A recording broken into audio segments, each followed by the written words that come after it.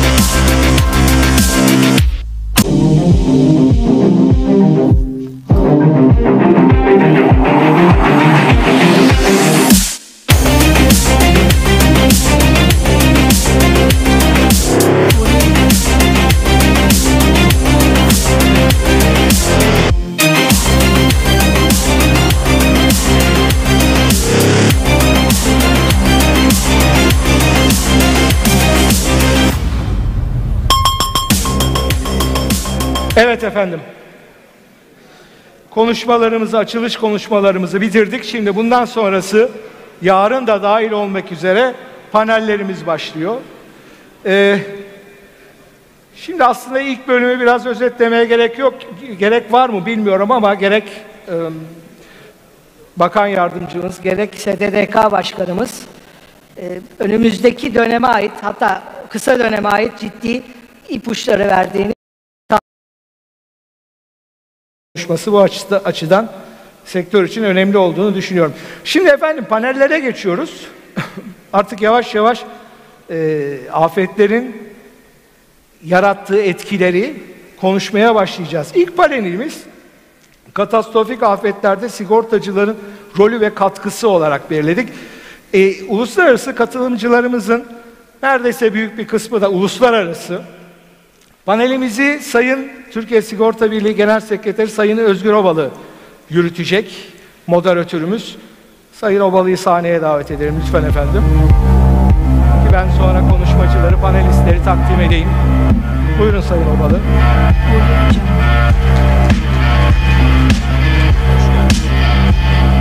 Evet, panelistlerimiz Yunanistan Sigorta Şirketleri Birliği Genel Müdürü Sayın Elina Papaspirapoulou. Elina, come on please.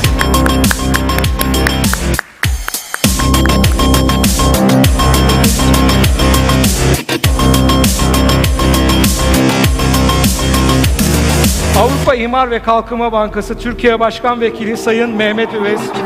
Mehmet Hocam, buyurun.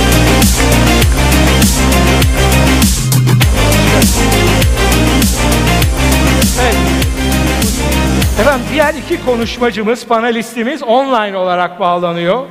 Biri Japonya Hayat Sigortası Birliği Yönetim Kurulu üyesi Hayata Komado, online ekranda. Alo.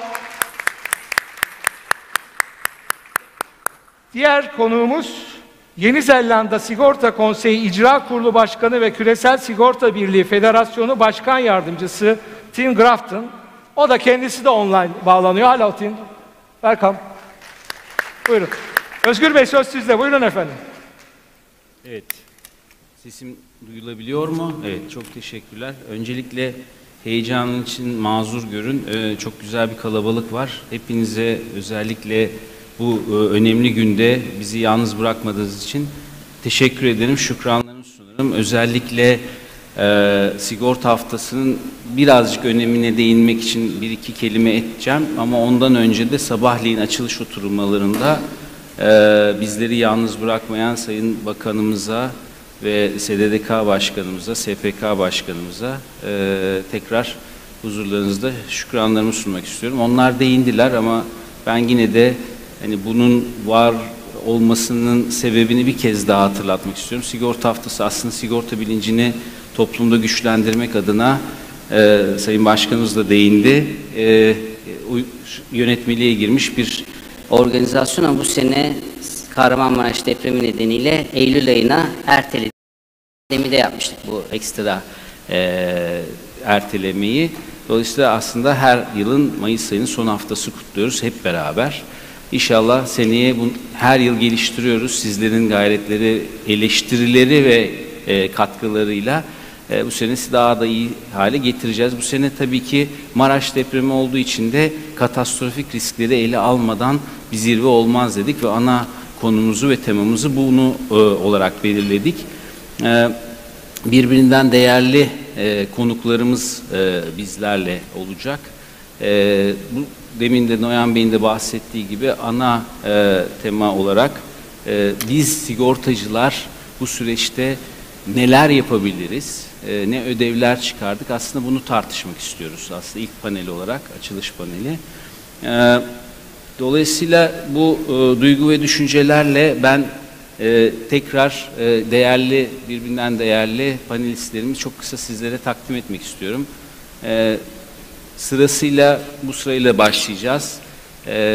Hayato Komado kendisi Japon Hayat Sigorta Birliği. Orada hayat ve hayat dışı ayrı iki birlik, çok büyük bir piyasa olduğu için Hayat Sigorta Birliği kendisi yönetim kurulu üyesi. Aynı zamanda da Hayat Sigortaları Gözetim Merkezi'nin genel müdürü. Kendisi bu alanda kariyeri 1988 yılında başlamış. Birçok rolde, üst düzey rolde rol aldıktan sonra bu göreve de, yani Consultation Office'in başına da 2018'de geçmiş. Kendisi ticaret üzerine Waseda Üniversitesi'nde 1988 yılında diploma almış.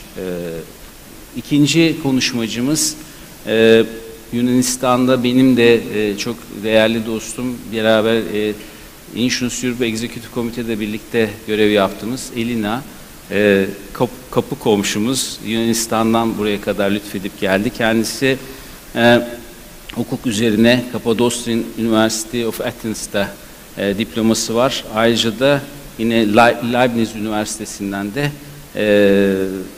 diploması var kendisinin, Almanya'dan. Hali hazırda bu pozisyonu geçen sene Nisan ayında atandı. Kendisini de bu vesileyle tekrar tebrik etmek istiyorum huzurunuzda. Aynı zamanda da Yunanistan Sigorta Çalışmaları Enstitüsü'nün de kendisi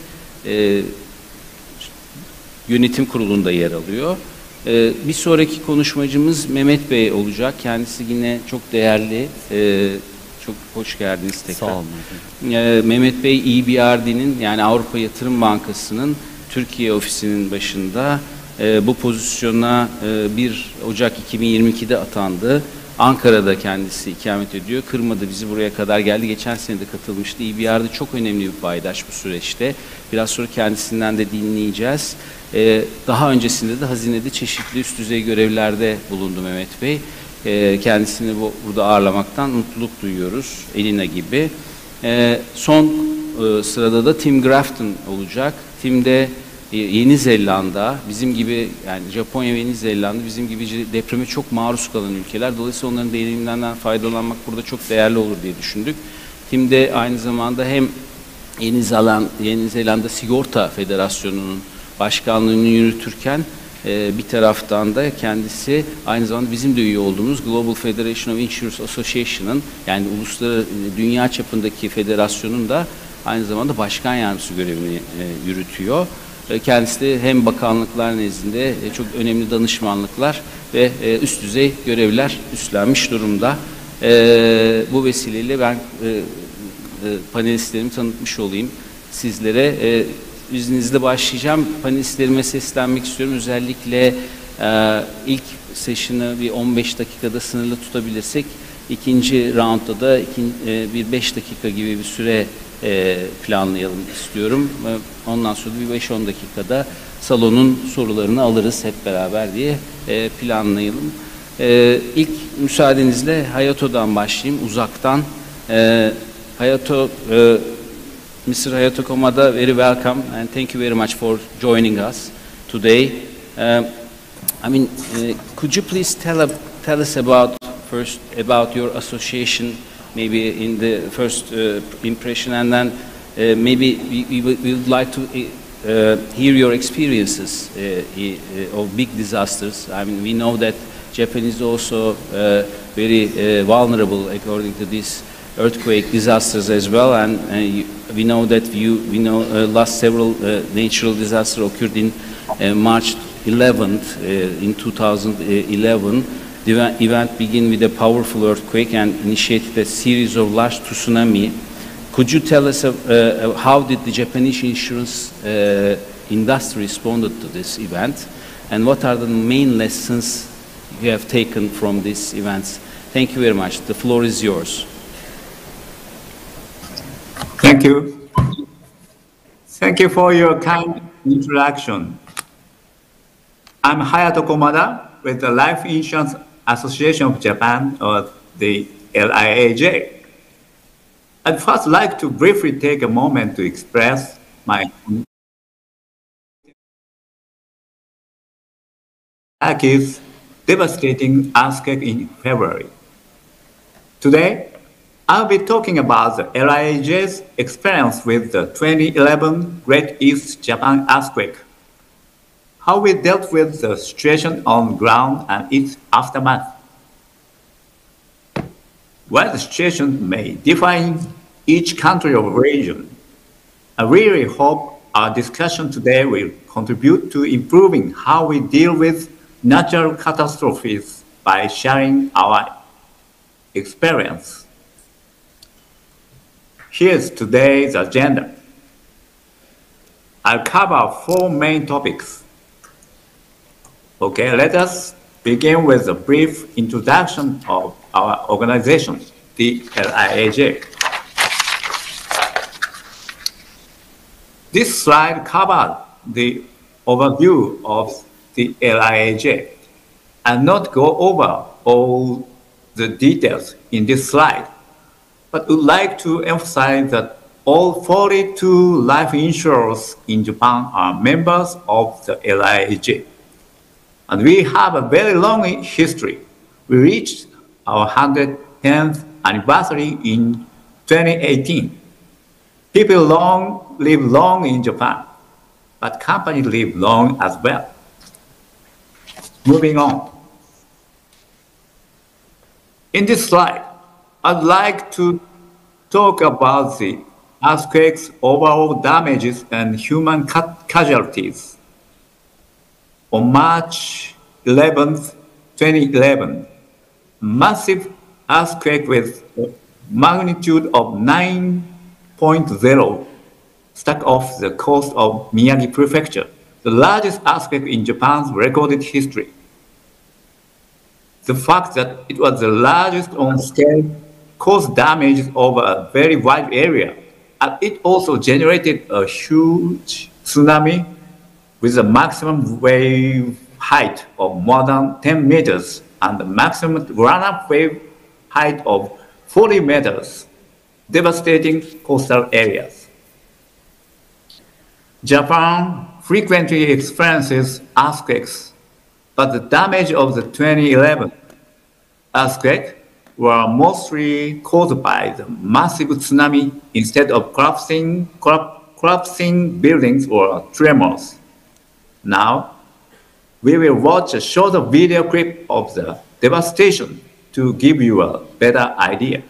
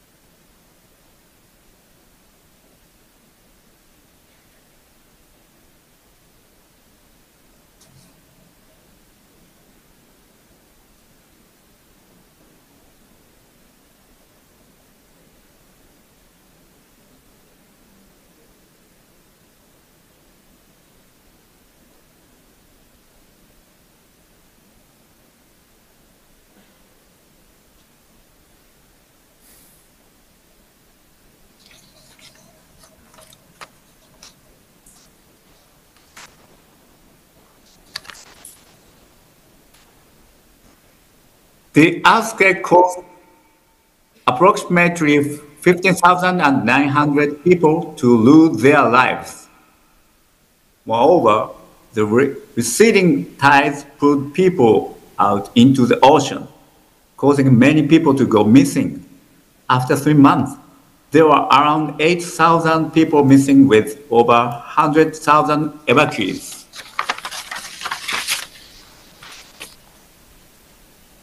This resulted in many cases where the policyholders, insured individuals, and beneficiaries passed away simultaneously, making these cases even more important to identify the proper beneficiary. As the tsunami caused many people to go missing, it was also difficult to properly file claims and receive benefit payments since they were unable to verify the status of the missing people.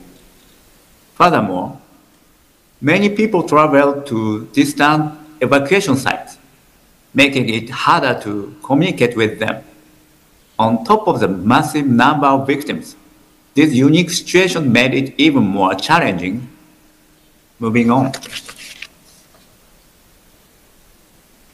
From here, I would like to introduce the overview of the LIAJ responses and lessons learned.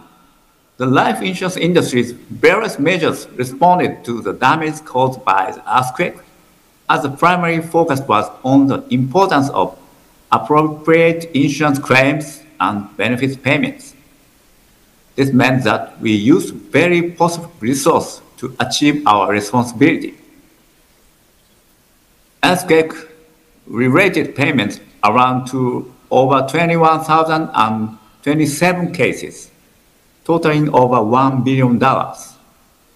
This led to a reaffirmation of the significance of life insurance, which also contributed to the improvement of the reliability of the industry as a whole.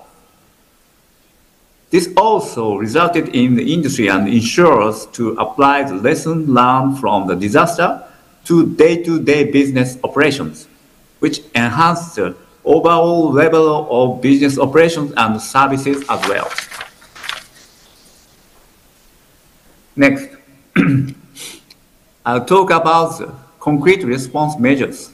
Here, I'd like to especially emphasize how the LRAJ enabled the response measures by being a vital platform for cooperation. As companies vary in business models and sizes, it was essential to quickly tackle difficult tasks without leaving any companies behind while raising the overall quality of these measures. In the beginning of the disaster, our first priority was to provide daily relief and support to those who are worried about receiving insurance payments and making premium payments. From this perspective, two measures were decided. We first extended the grace period for premium payments. For monthly life premiums, there is typically a 1 month grace period beyond the payment due date, in which the contract expires thereafter. But given the situation, this grace period was extended by up to 9 months. Next, for benefit payments, the filing process was simplified, requiring less documents than usual. This process also made sure that appropriate payments were made. Our member companies focus on thoroughly confirming the safety of the people and policyholders in the affected regions by leveraging every possible resource. Member companies assigned 26,000 staff members in total to provide guidance for the necessary process. Salespersons and agencies, even though they were disaster victims themselves each, went to customers at their homes and evacuation sites, confirming their safety and assisted them by explaining the required process. Although face-to-face sales channel in Japan are sometimes criticized as inefficient, the entire cost of the process from insurance distribution to full completion of payment is very different compared to general goods and services. I think everyone could agree on this idea, and I reaffirm this, especially through this experience. Next is the disaster-focused policy inquiry system. This system was established shortly after the earthquake as a way to help people without any means of verifying existing policies for missing or departed policyholders. The system works by the LIAJ receiving the inquiries first and having member companies verify the policies. Approximately 6,800 individuals made inquiries, resulting in 63% finding their policies. This system proved to be highly valuable, especially in such a challenging situation. Now, about reaching out to people and policyholders in the affected regions. By using various methods to deliver necessary information to the victims scattered across different evacuation sites, we asked local authorities to coordinate our efforts.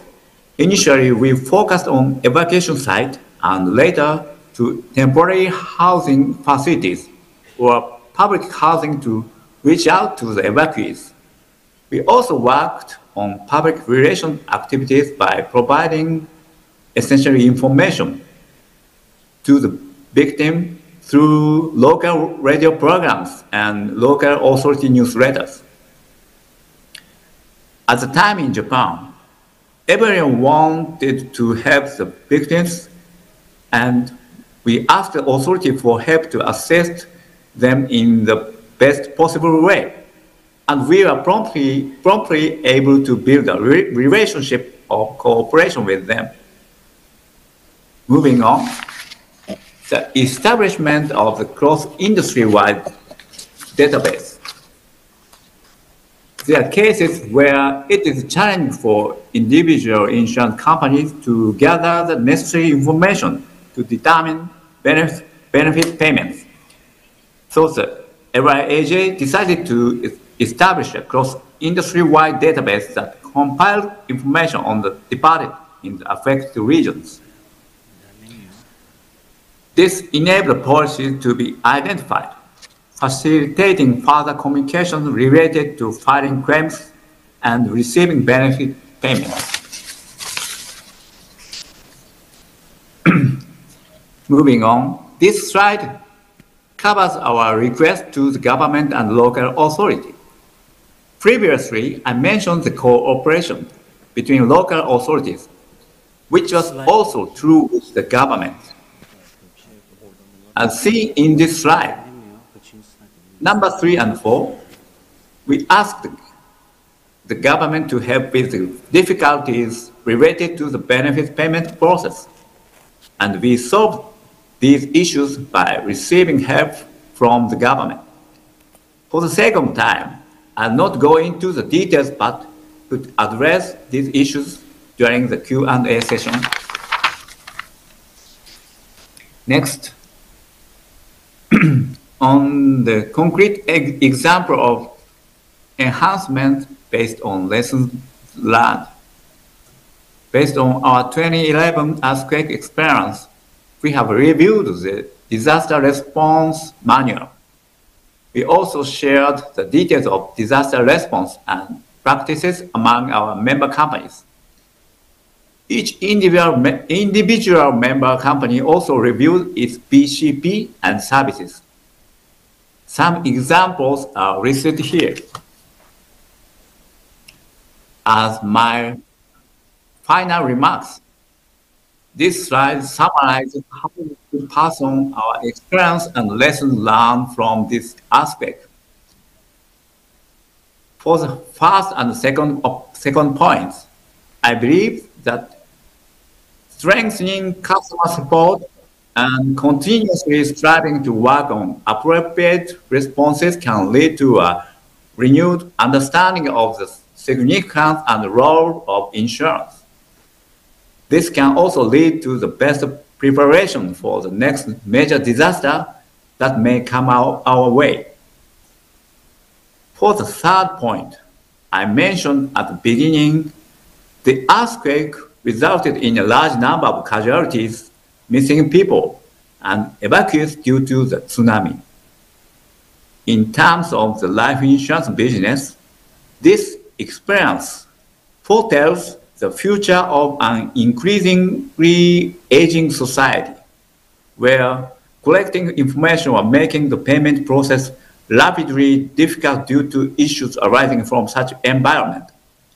In this sense, it is really important that we apply the lessons learned from the 2011 earthquake to our day-to-day business operations and services. Before ending my presentation, I would like to take this opportunity to share a very exciting announcement. As you can see in this slide, Japan's FSA will be hosting an event related to our discussion today. It is unfortunate that I'm not able to see you all in person today, but I hope I will see you all in Tokyo this November. Thank you very much for your time today.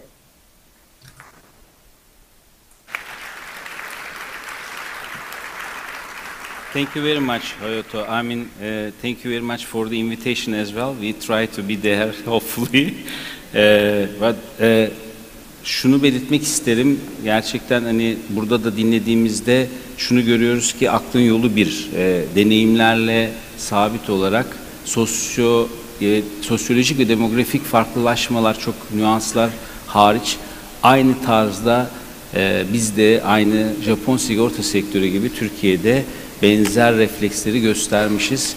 Bu da gerçekten sektörümüzün ne kadar bu anlamda iyi bir çizgi yakaladığını, çünkü onlar bizden çok daha bu konuda eskiler ve deneyimler, ama bizim de bu benzer refleksler, işte müşterilere hızlı ulaşma, proaktif taramalar yaparak poliçelere ulaşamayanları uyarma, dürtme gibi bir takım aktiviteleri gerçekleştirmiş olmamızdan dolayı da memnuniyet duydum açıkçası. Şimdi ikinci panelistimize geçmek istiyorum. Elina, if you don't mind, I want to raise your question, Elina. I mean, we are very sorry for what you have recently faced in Greece as well. I mean, recent catastrophic events. We are aware of it, so please accept our condolences. Even, I mean, you have these events in Greece. You are currently in discussion with the Greek state to formulate proposals for the establishment of a mandatory framework of the property insurance in Greece against not-cat events, followed by a draft scheme of public and private cooperation. What's your proposals for this? Can you please give us a little bit highlight? Thank you very much, Elina. Of course, thank you. Thank you. Good morning to you. Good morning to all. A warm thank to the Turkish Association of Insurance Companies, and especially to my friend Özgür and your team for this kind invitation. It's a real honor to be here today with you. So last month, Greece has suffered a lot of disasters, actually a lot of floods, a lot of wildfires. This expect to be the most severe catastrophe in the latest history of Greece.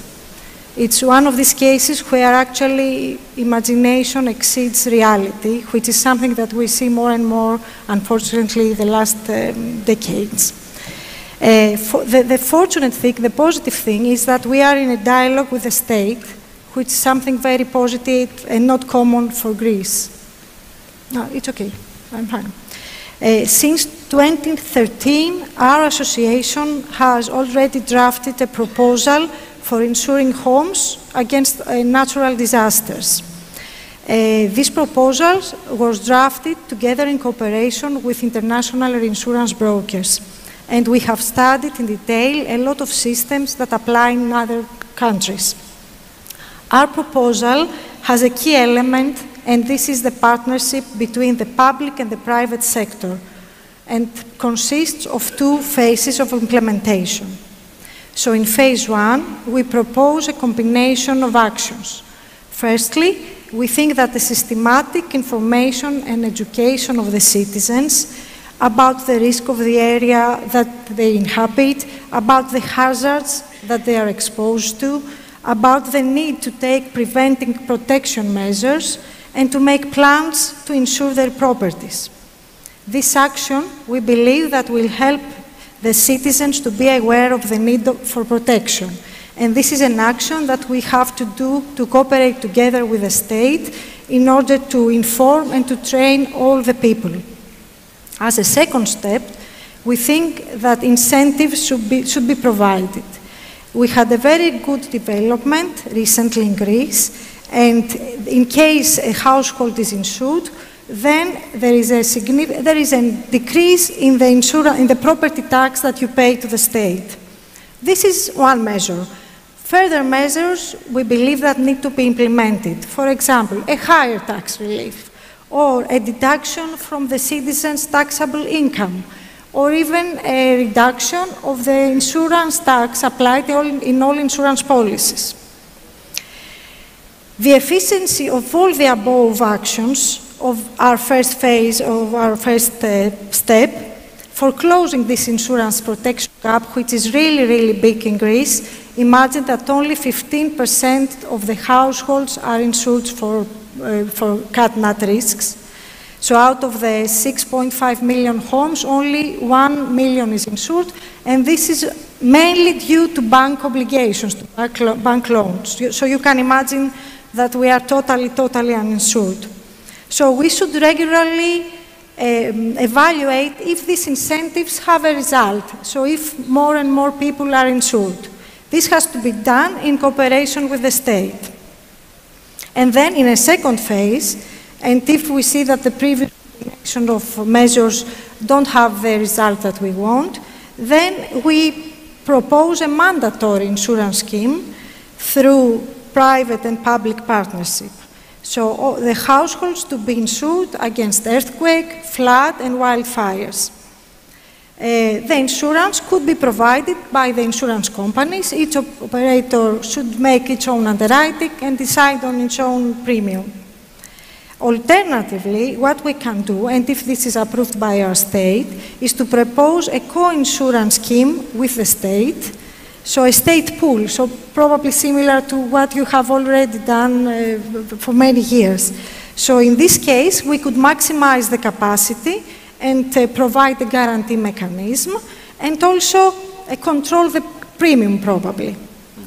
According to our proposal, the insurance should be universal for all households, and there is also a discussion that has already started. Since last week, our Prime Minister announced that there is going to be a scheme for mandatory insurance for enterprises, so for legal entities all over Greece, exceeding a turnover of 2 million euro. So this opens another door. This is something new. This is something that we are already considering, and we are in discussion with the state of how this can be implemented. Thank you very much indeed. I mean,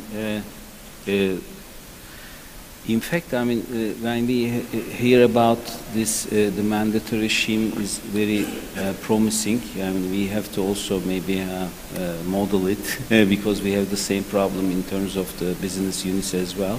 It is, but I think we should also address the need of the smaller companies to be insured. Sure. So this is something we should have in mind. I mean, yeah, the big companies are also much more corporate Exactly. of systems, so they are much more aware of what they are facing. But really, ilginç olan şu ki aslında bakarsanız burada iki tane şey öne çıkıyor. Benim de Elina'dan aldığım izlenim perspektifinde bir tanesi farkındalığı arttırmak. Onun da belirttiği gibi. İkincisi de sigortaya ulaşılabilir hale getirmek. Yani iki tane önemli aslında bariyeri aştığınız zaman toplumsal anlamda bu sigortalılık oranının artırılması konusunda önemli bir aslında adım atmış oluyoruz. Türkiye'de de çok benzer bir tablo var. El birliğiyle bu tarafı ilerletmek zorundayız gelen risklere karşı. Yani olay sadece deprem de değil, onlarda da gördüğünüz gibi farklı riskleri ele alan bir yapıya doğru yol alıyorlar. Yani hem işte seller hem de yangınlar, özellikle wildfire'lar maalesef günümüzün önemli risklerinden bir tanesi. Evet, thank you very much Elina. Mehmet Bey, üçüncü sırada size yöneltmek istiyorum sorumu.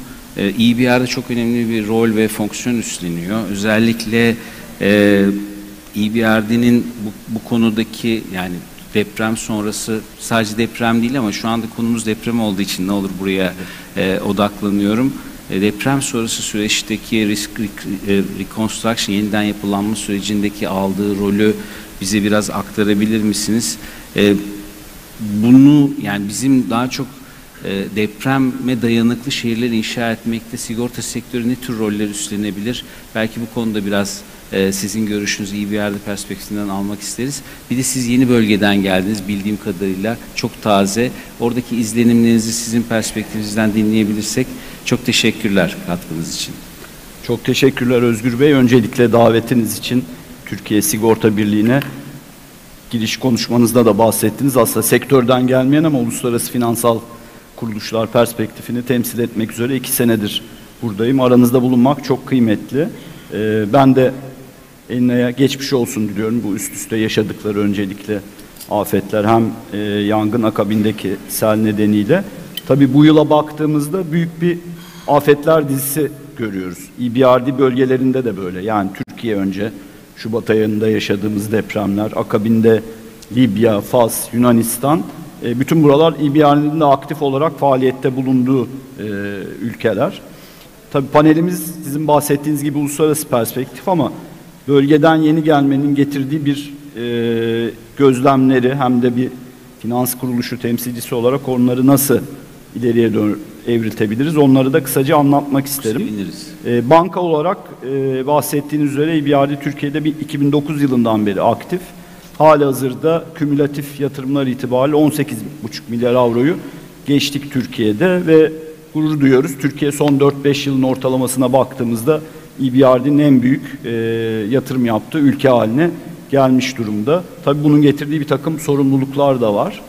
Bu bağlamda deprem olur olmaz aslında bir Türkiye Cumhuriyeti'ne bir destek paketi açıkladık. Ve Dünya Bankası, Birleşmiş Milletler Kalkınma Programı'nın Sayın Noyan'ın bahsettiği gibi yaptığı bu toplam assessment'ta yapılan zararın ekonomik büyüklüğüne yönelik çalışmalara da katkı vermeye çalıştık. Onun dışında hem Türkiye'de hem de uluslararası ortamda Türkiye'ye bu konuda finansman ve teknik yardım getirmek için uğraşıyoruz. Bu kapsamda ilk aşamada Türkiye için sadece 1,5 milyar avroluk bir finansman ve teknik destek paketini onaylattık. Bunun detaylarını belki ilerleyen zamanlarda konuşabiliriz. Ama bahsettiğiniz gibi hemen bölgedeki izlenimlerimize gelecek olursak hem Birlik Başkanımız hem SDDK Başkanımız kısaca değindiler. Ama depremin etkilediği alanı anlatmak açısından belki uluslararası panelistlerimize de bir Yunanistan veya Macaristan büyüklüğünde bir alandan bahsediyoruz. Çok geniş bir coğrafya. Hepsini gezme yerinde gözlemleme imkanımız oldu.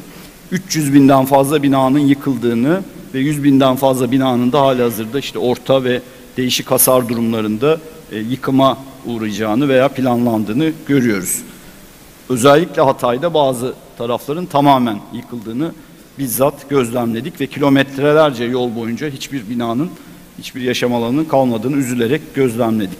2,8 milyon insanın gene bölgeyi terk ettiğini, 2 milyon insanın ise bölgede artık konteyner şehirler diyebileceğimiz taraflarda kaldığını gene gözlemlemiş bulunduk.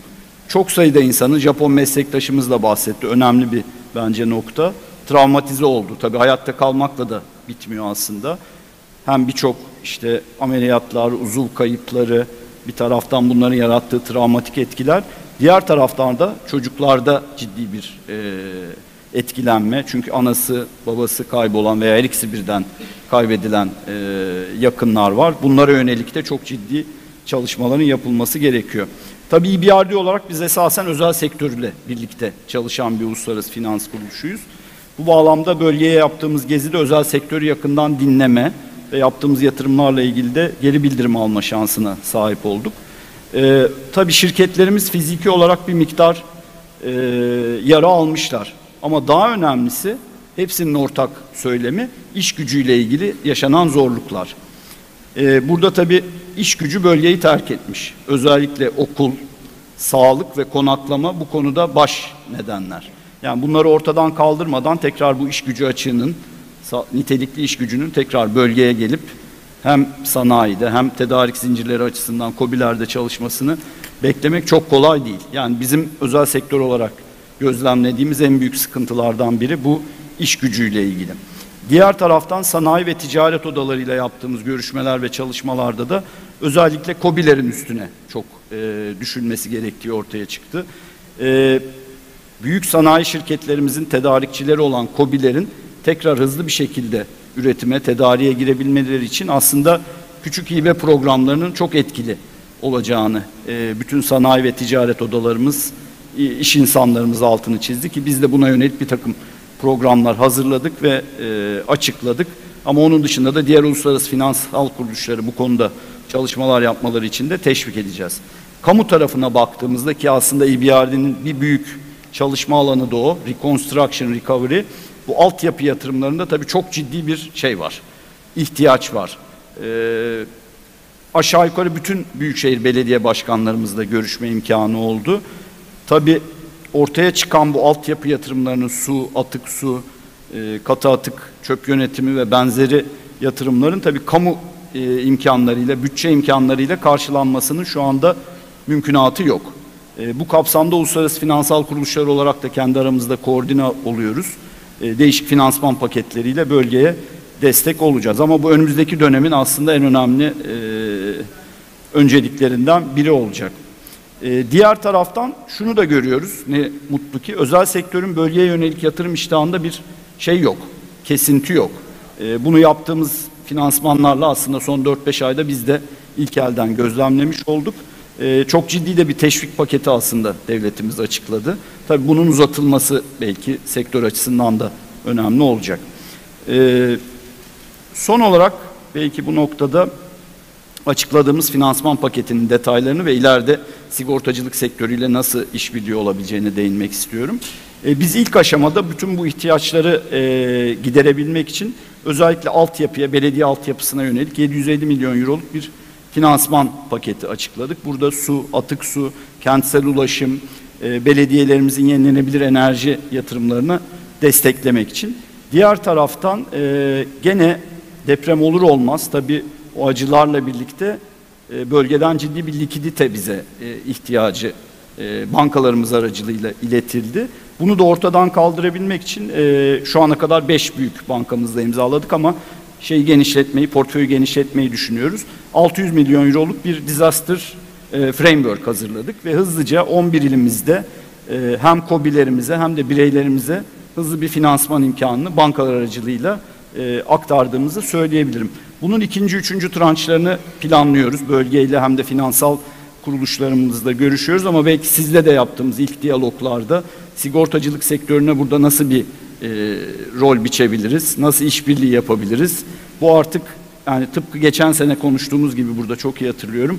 İklim riskleriyle birlikte bu doğal afet riskleri de bu uluslararası finansal kuruluşlar ve yerel finansal kuruluşların çok yakın çalışmasına ihtiyaç duyduğumuzu bir kez daha gösteriyor. Çok teşekkürler. Yani şöyle algılayabilir miyiz? Bu kredilerin açılması veya kullandırılması için sigortanın bir ön koşul olması, gerekli risklere karşı korumaların kapatılmış olması gibi bir şeyler mi hayal etmeliyiz? Onu bir size eğer uygunsa sormak isterim. Aslında biz bunu yaptığımız normal finansmanda, yani direkt finansman diyoruz. Birebir çalıştığımız bütün özel sektör yatırımlarımızda bunu uyguluyoruz. Ki ne mutlu, onu söylemeyi aslında unuttum. Önemli bir noktaya değindiniz. Deprem olur olmaz hızlı biz bir analiz yaptık. Bölgede 30'a yakın büyük ve orta çaplı müşterimizle yatırım finansmanı yaptığımız, neredeyse bizim de uyguladığımız politikalar, onların da işi ciddiye almasıyla çok ciddi bir iş devamlılığında büyük hasarlar olmadığını veya sigortalandıklarını, iyi riskleri yönettiklerini gördük. Tabii bu iyi pratikleri KOBİ'lere, daha küçük firmalarımıza da bu finansal sistem aracılığıyla aktarmayı planlıyoruz. Bu konuda da yakın işbirliğinde olacağımızı düşünüyorum. Çok teşekkürler. Teşekkür ederim. Ve sıra şimdi Tim'e geldi. Tim, thank you very much for waiting for the first session's last speaker. I mean, as New Zealand, can you hear us? First of all. Yeah, as New Zealand insurers, you are not stranger for this severe natural disasters, I know. From September 2010 to December 2011, there were not 4 major strikes plus 56 earthquakes, I think, from over the magnitude of 5, as we have in Turkey as well. I mean, the recent one is 4.6, I think, 2 days ago. The aftershocks. I'd like to know your opinion on the role of insurance in terms of mitigating these risks, the impacts of such big and serious disasters. It is very hard even in one event, but you face serious events as well. What would you like to share with us from your experiences from the Christchurch earthquakes, which was a strong one, we know it, and floods of 2023 that you recently has faced? What can insurers do, and what they cannot do? This can you brief us? Thank you very much. The floor is yours, Tim. Thank you very much, Ozgur. I hope that you can hear me, and thank you also to the Turkish Insurance Association for inviting me to participate at your conference to offer some views on our own experiences of catastrophe and to share some of the lessons that we have learned. I would like to start by providing some context about New Zealand, our experiences of the earthquakes of 2010 through to the end of 2012 in Christchurch, our second largest city. Before I proceed to do so, we also have a public-private partnership for covering residential property in New Zealand. It works for every person that takes out fire insurance on their home. It is mandatory for them to pay a levy to pay for the first loss that is met by the publicly funded Earthquake Commission. So if there's an earthquake, the Earthquake Commission pays the first 300,000 New Zealand dollars worth of damage to a property, and the primary insurer takes the layer above that with reinsurance, of course, as well. And the Earthquake Commission purchases reinsurance. Our country is highly exposed to natural hazards. We are located either side of two tectonic plates, the Australian and Pacific plates. You can see the tectonic boundary line runs more or less from the northeast of our country through to the southwest of the country, and the Pacific plate is subducting. It is moving underneath the Australian plate at the rate of 40 millimetres a year in the northeast and 38 millimetres a year in the southwest. These conditions are very similar to the catastrophic earthquake that triggered the disaster in Japan in 2011. In many parts of our country, we experience earthquakes almost every day, and thankfully most of them are very small and do no damage. This slide shows the seismic activity that was recorded a month before our catastrophic earthquakes that hit Christchurch in 2010 and over the following 2 years. This picture here, a month before the earthquake, showed nothing unusual. You might see this in New Zealand today anywhere. We had 4 major events that occurred. The first one was 4th of September 2010, 7.1 magnitude earthquake with a depth of 11 kilometres with a gravitational acceleration and ground liquefaction experiences. A smaller earthquake, some months later, was the most damaging. It was very shallow, 6 kilometres depth, and with gravitational acceleration of twice that of gravity. So the upward thrust through the ground to buildings was twice that of gravity pulled down to earth. We had further earthquakes in June 2011 and at the end of 2011. And Zosgur identified 56 quakes greater than magnitude 5, and altogether 12,000 earthquakes in that period from 2010 to 2014. Land stability factors meant that rebuilding could not start for almost 2 years because of the constant shaking of the ground and the high levels of damage that were incurred. This picture here shows you the earthquakes that occurred over that period. So the first earthquake occurred to the west of the city and progressively moved toward the east, toward the city, with the most damaging earthquake occurring in February 2011. We have also experienced catastrophic floods this year, and so in a period of 2 weeks, In late January and early February, we experienced two extreme weather events. Them, on their own, would have been the largest ever insured loss due to extreme weather in New Zealand. In our largest city, Auckland, we experienced over 260 millimetres of rain in 24 hours.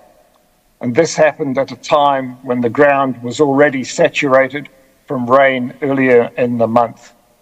And apart from flooding, many landslides occurred too. This chart illustrates our insured losses from extreme weather events going back to 1968.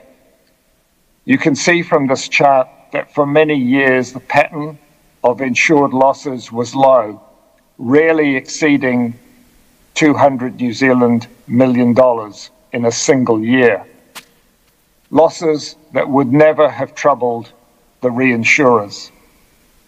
In the past 10 years, you can see a slight increase in the trend of increased weather-related losses for insurance. But this year, in 2023, we have experienced almost 4 billion New Zealand dollars in losses, 2 billion approximately from each of the two events I referred to, with total economic losses in the order of $12 billion. This means for a small country where previously our insurers' narrative to reinsurers globally was that we have high seismic risk, but we are quite capable of managing flood risk. Suddenly we have now had events that rely upon reinsurance cover because of the catastrophic level of loss. This means for a small country facing multiple natural hazards, we must become more resilient to reduce the impact of those natural hazards. Getting the support to invest in resilience, though, is always challenging. That is why the number one lesson we have learned from catastrophe is never to waste the opportunity to persuade authorities to invest in greater resilience to reduce the risks of natural hazards, whether that be earthquakes or floods. After disaster strikes, everyone is united on recovery and the need to avoid a recurrence of what has happened. The political will to fund resilience is never stronger than after a disaster. It is critical, though, that in the drive to rehouse people, that we build back better and avoid the tragedy of rebuilding only to have the same thing happen again in future. Insurers can provide vital input to more resilient decision-making by providing claims data and loss data and overlaying that on hazard models. We can provide a picture of areas to avoid rebuilding or to provide insights into avoiding certain types of building design. If decisions are made to relocate from areas of high risk after an event because mitigation may not be possible, the insurance payment can be used to offset what government pays to relocate people. If decision makers are considering changes to earthquake building standards or infrastructural investments to reduce flood risk, then by talking to the insurance sector, they can gain insights into what levels of resilience they should design to that will support affordable insurance. To achieve these kinds of outcomes, close collaboration between insurers, banks, central and local government, as well as building designers and developers, is needed. And often you need a catastrophe to bring everybody together. Another lesson we have learned after catastrophe strikes is the benefit of pre-event scenario planning. Scenario planning must involve more than just first responders and providers of lifeline services. It must involve the insurance sector, whose ability to settle claims quickly plays a vital role in the economic and social recovery of devastated regions. The impact of a catastrophe lasts a long time and extends beyond saving lives and restoring essential services. It is critical to provide insurers with access to damaged areas and that they are provided with the information by central or local authorities so they can support their customers and contribute to that economic recovery. After a disaster strikes, the ability to share data to inform the most effective deployment of scarce resources is critical. But without scenario planning, you may find incompatibility between systems, resulting in the need for slow manual processes. Scenario planning also forces everyone to anticipate how they will scale up resources and share scarce capacity.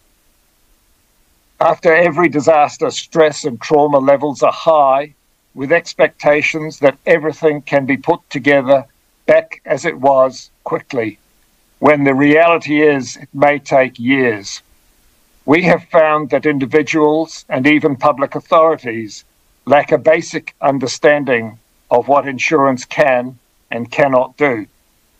Settling claims can be problematic in these circumstances, so the ability to use trusted third parties who can support people, particularly the vulnerable, to navigate their way through the insurance claims process is important too.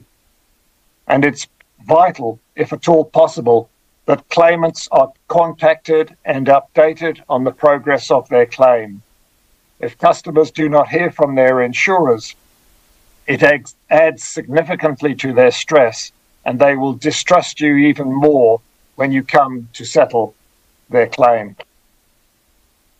Insurance has a role in mitigating the impacts of catastrophe before or after disaster strikes. To recap, we have looked at after disaster strikes, that is the recovery side of the table. We know that insurance helps fund recovery. It injects funds into businesses to enable people to remain employed, and it smooths the financial shock of a catastrophe. It can inform Build Back Better programs. On the left-hand side of the table, this shows the critical roles insurers play to support the need to invest in resilience to avoid disaster.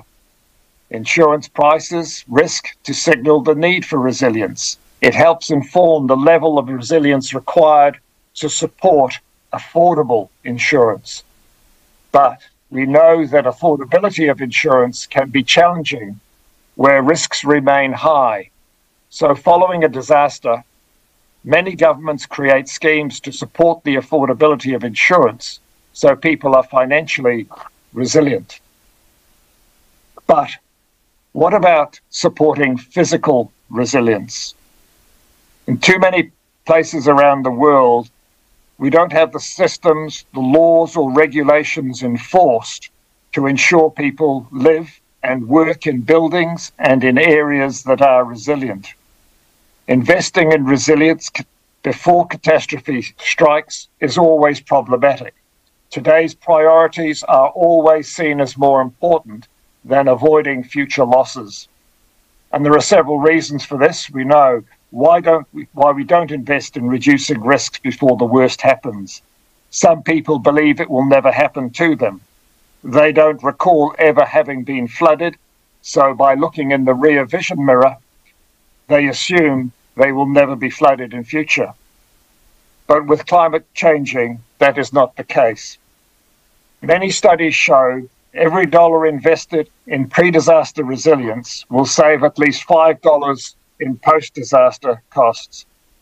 Of course, it's not just a matter of saving money, but people's lives, the well-being of communities, and other losses that are not insurable.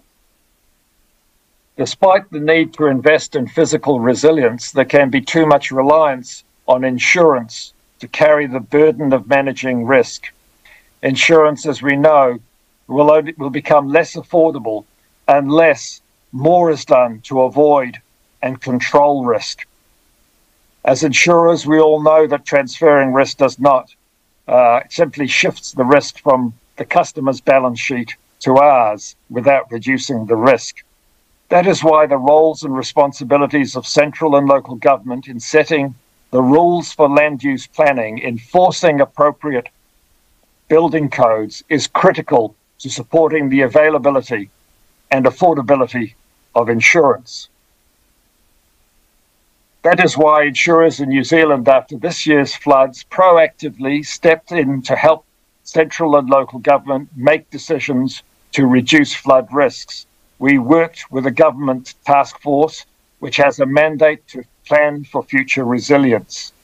We aggregated claims that we had received from the events. We overlaid them with flood models. We identified high-risk, high-claims areas. We shared this information with central and local government, and this enabled them, with their own local experiences, to make decisions about which properties ought to be relocated to other areas out of future harm's way, and the level of mitigation to prevent future flooding, looking forward at climate change that will be necessary.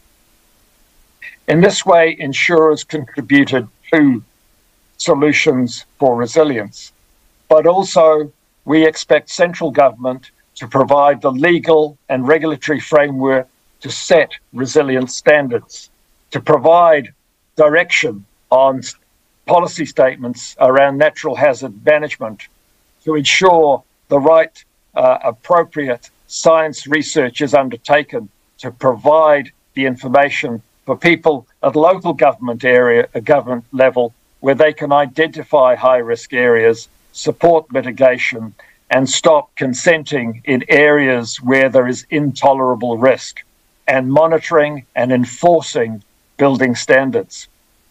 And individuals, of course, can also take their own actions to reduce risks to some extent as well, in the decisions of where they choose to buy. But we have to be clear about what insurance can and cannot do, and there are many people who do not understand our sector. We cannot pay for betterment. We cannot provide long-term, multi-year cover, and that without providing much higher levels of premium that just customers will not take up because of the greater uncertainty of looking out to the future. So unless more is done to reduce the risk in facing more frequent losses due to climate change or more surprise extreme losses, we will see protection gaps develop. Public-private partnerships, such as those in our country, have been adopted, but there is a problem as you look across many of the schemes that have been introduced around the world, designed to maintain financial resilience, but not always looking at how physical resilience can be addressed. If we look at features of schemes around the world, many have common features, but there are some common differences.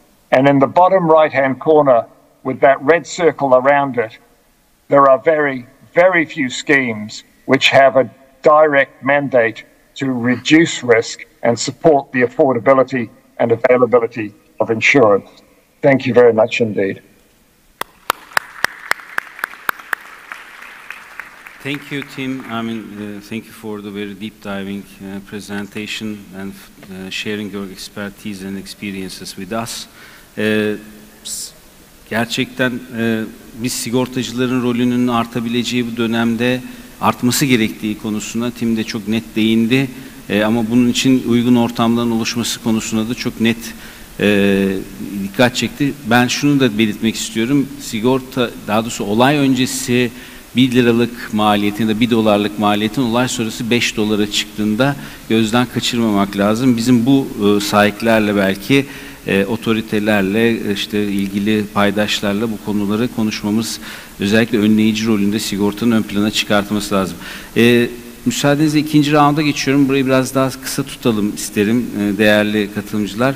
Biraz hızlı ve zamanımızın da biraz ötesine geçtik. Yine aynı sırada gidelim. Mr. Komada, I just want to ask you, I'm curious about public and private cooperation in financing such big disasters. Could you tell us what the changes are made from the lessons learned from your disaster experience? Just briefly, thank you very much.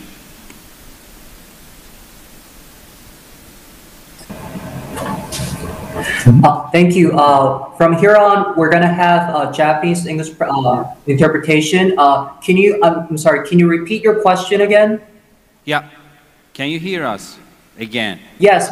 Yeah. We are Thank curious about the public and private cooperation in Japan and in financing such big disasters. Could you tell us what the changes are made from the lessons you learned from your disaster and your experiences? Briefly, thank you. Thank you.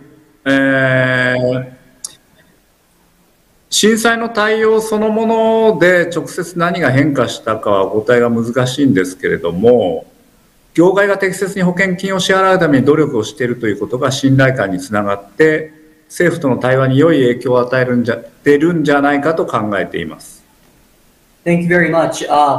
It's hard to say exactly what changed after how we dealt with the disaster, but as we were able to make appropriate payments to the victims, this led to increasing the reliability of the industry, as well as having better communication with the government. 特に金融庁とは政策決定や遂行にあたって良いコミュニケーションが取れているというふうに考えています。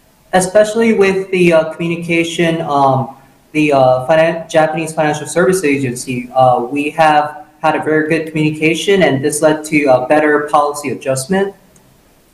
先ほどプレゼンテーションで説明を省略してしまったんですけれども、7ページの3と4が当時の政府との、連携関係の説明だったので、少しお話をさせていただきたいと思います。I didn't have a chance to go into detail with my presentation on slide 7, so I'll explain a little bit further during this Q&A session. 7?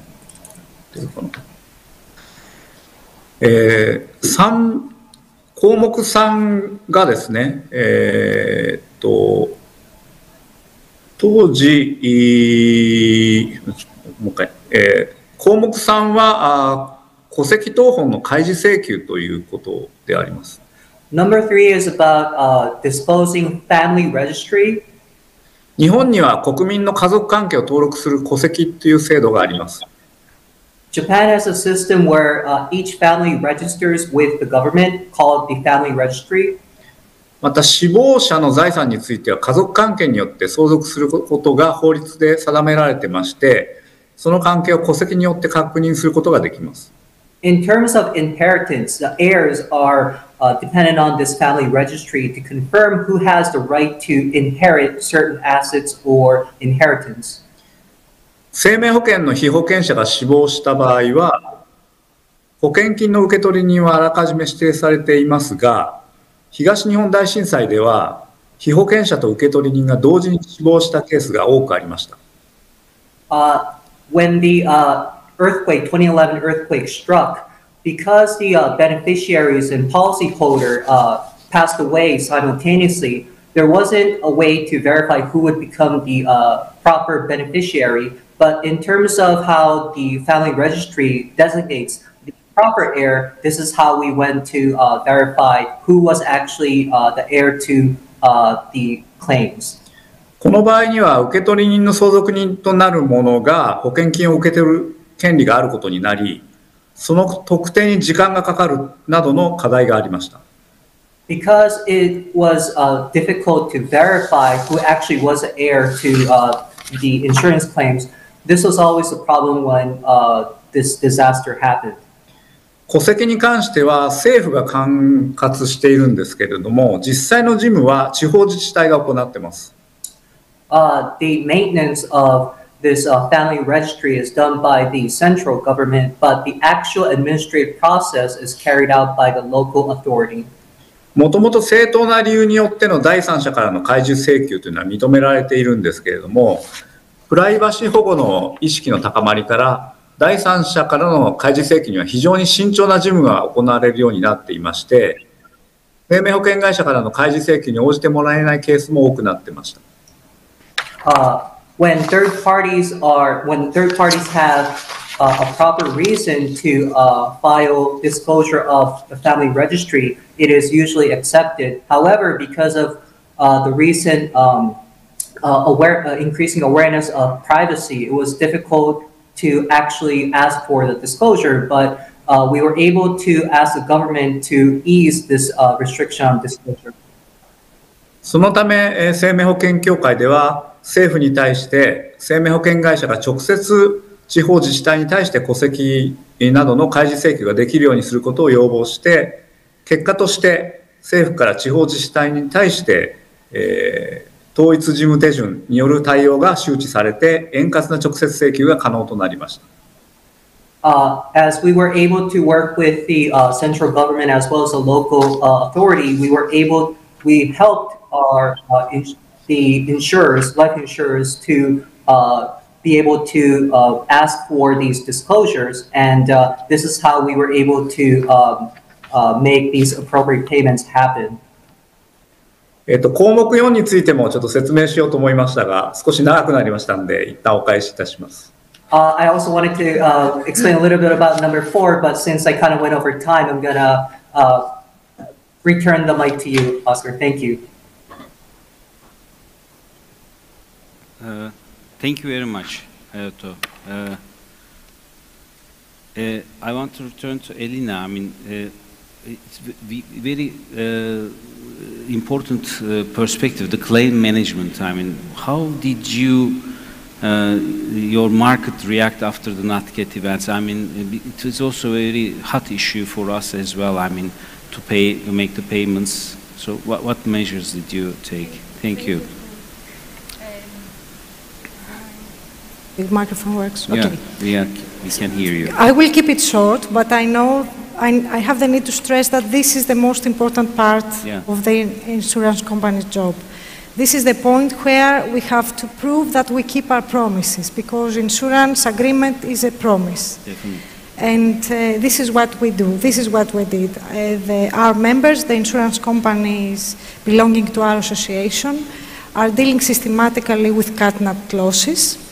They involve human resources dedicated in the risk management, and they apply tools and methodologies for their understanding and assessment of the process. During all these recent bad events in Greece, our member companies kept their promises and responded immediately, because the first response is what the ones that have suffered a loss is what they need. So from the very first moment, as in every catastrophic event, our members prioritized the relief of those affected.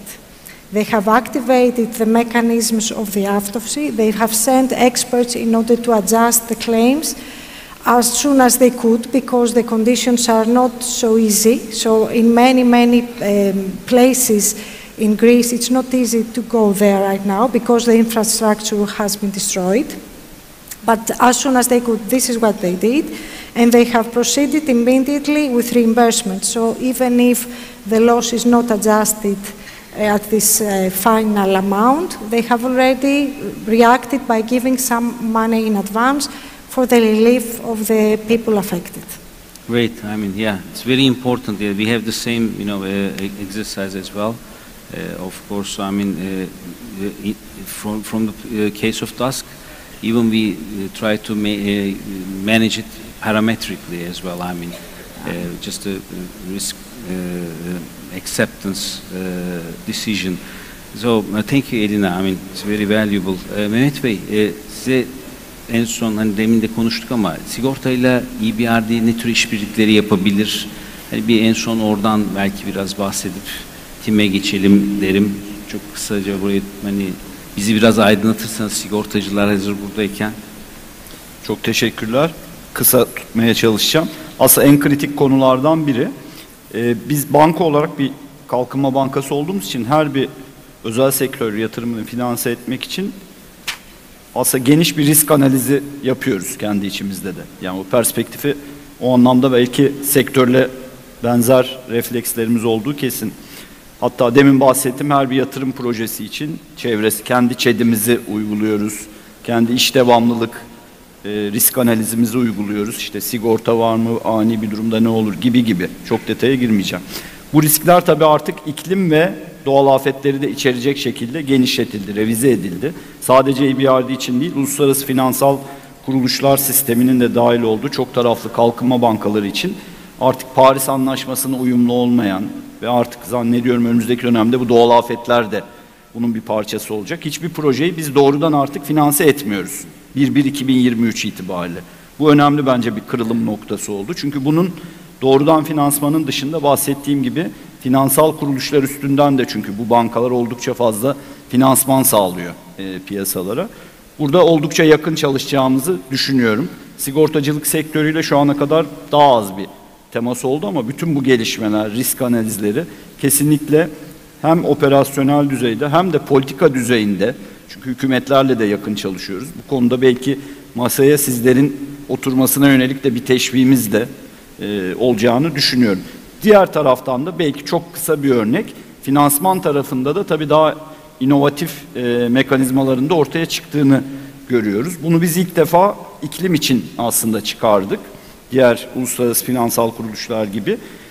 Ama bunu afete dirençli temayla da çıkaracağımızı düşünüyoruz. 2019 yılında bu yeşil tahvili EBRD ilk defa kendisi açısından piyasaya sürdü.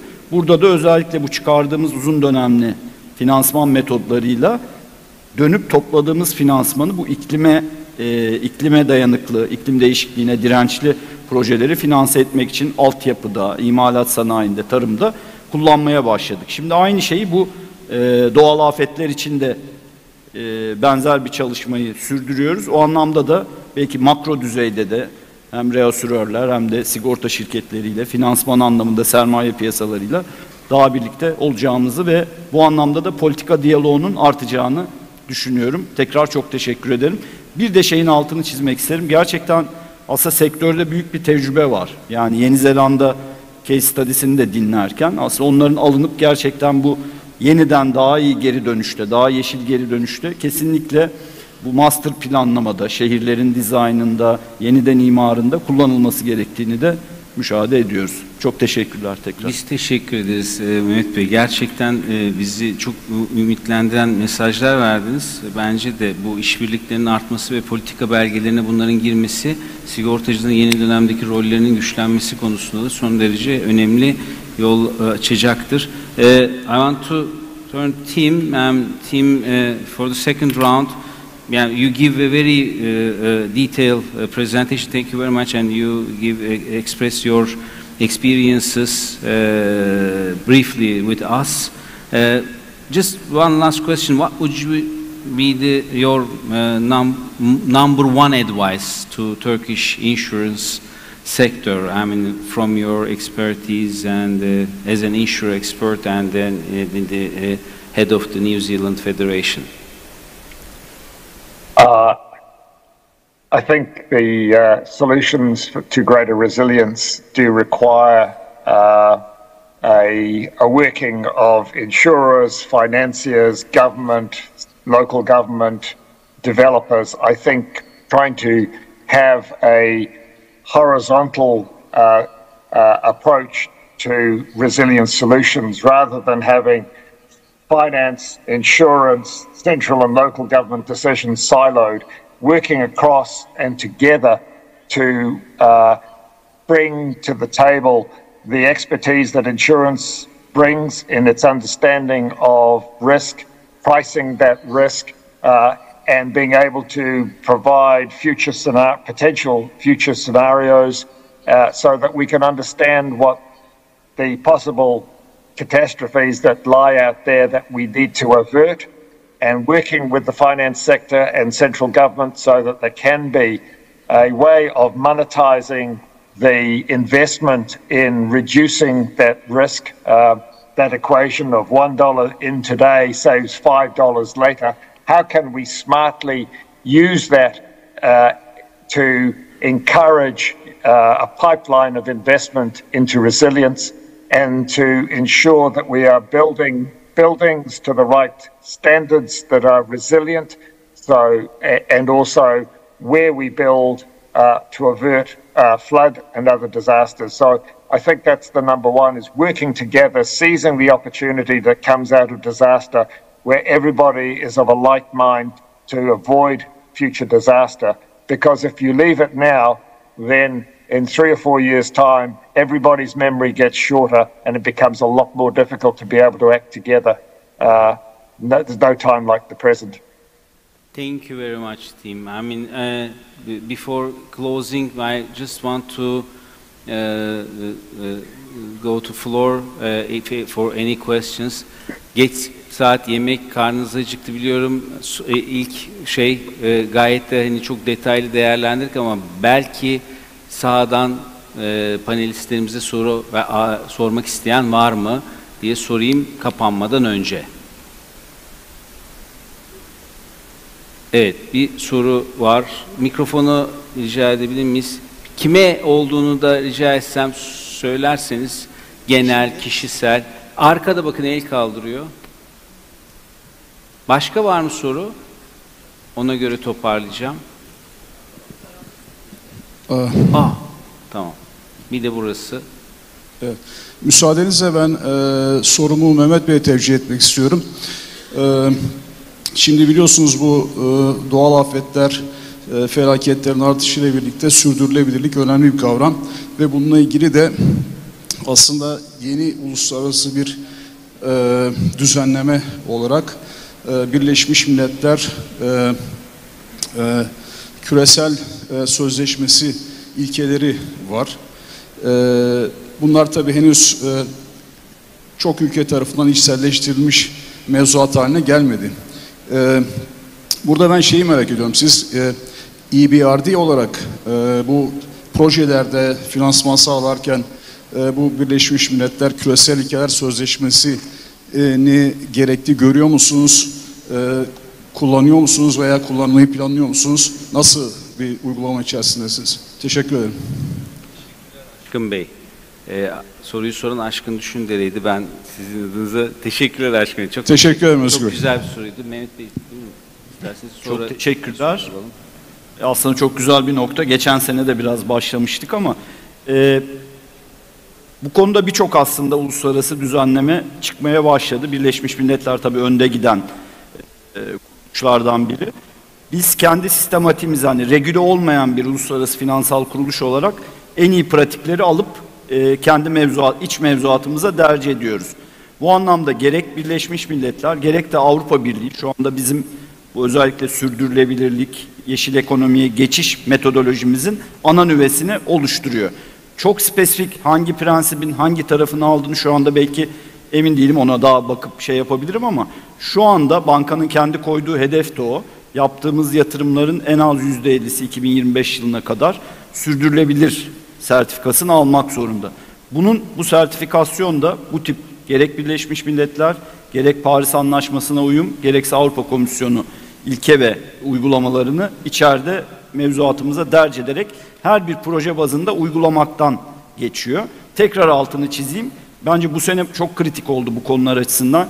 1 Ocak'tan itibaren çok sayıda uluslararası kalkınma kuruluşu, EBRD dahil, Paris Anlaşması'na uyumlu olmayan hiçbir yatırımı doğrudan finanse etmemeye başladı. Bunun büyük bir dönüştürücü gücü olacağının altını çizeyim.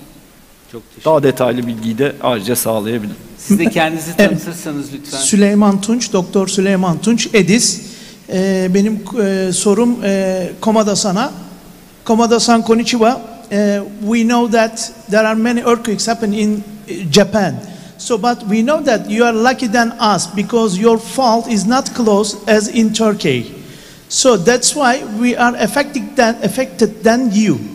So my question is about what has been the contribution of the early warning systems to insurance community in Japan? Have you Did you hear it, Komada-san? I'm sorry, can you repeat that last part of your question? Okay, we repeat. Please. What has been the contribution of the early warning systems to insurance community in Japan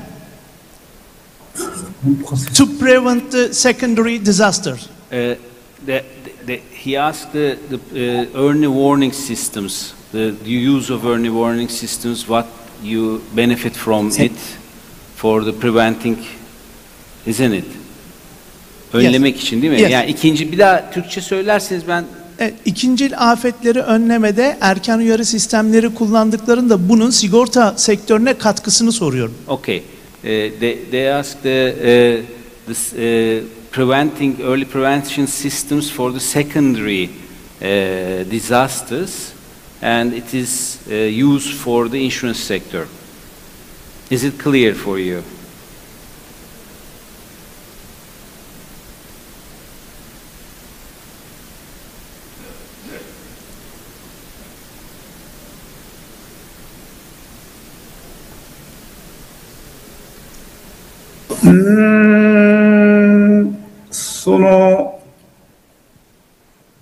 その事前のアラートのシステムそのものが生命保険との関係で何か有効にお互いに機能したということは実際にはないかもしれませんね。I think that early alert system. Sorry? Sorry, just to translate what Mr. Kamada said, the early announcement may not have contributed the life insurance industry or life insurance in general. Okay.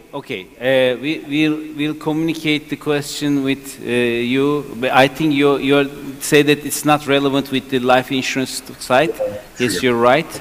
We raise the question from the floor to you, right to you, and then you can, take the answer from the non-life side and communicate with us. Thank you very much indeed.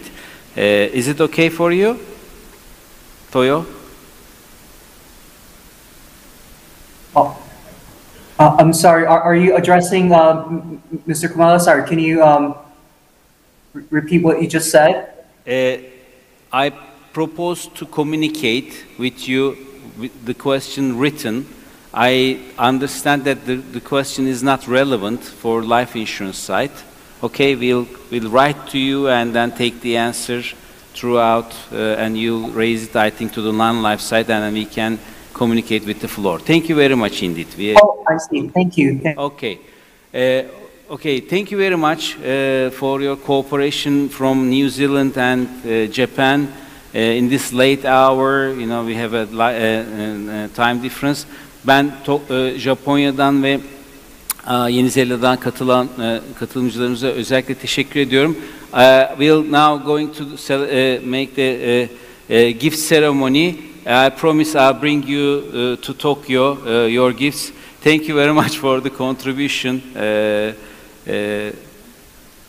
Tim and Mr. Komada. Thank you very much. Thank you. It's been a pleasure.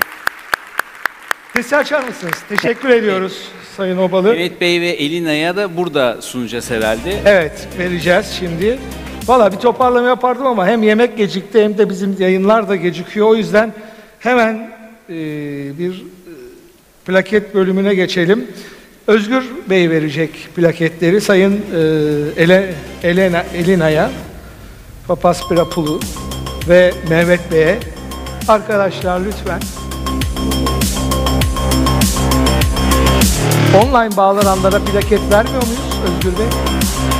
Tokyo'ya gönderiyorsunuz. Götüreceksiniz pardon. Tamam. Thank you very much for your...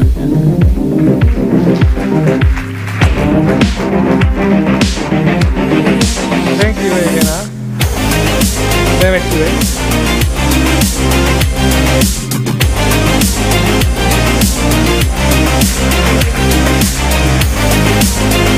Elena please. Bir zirve fotoğrafımız var.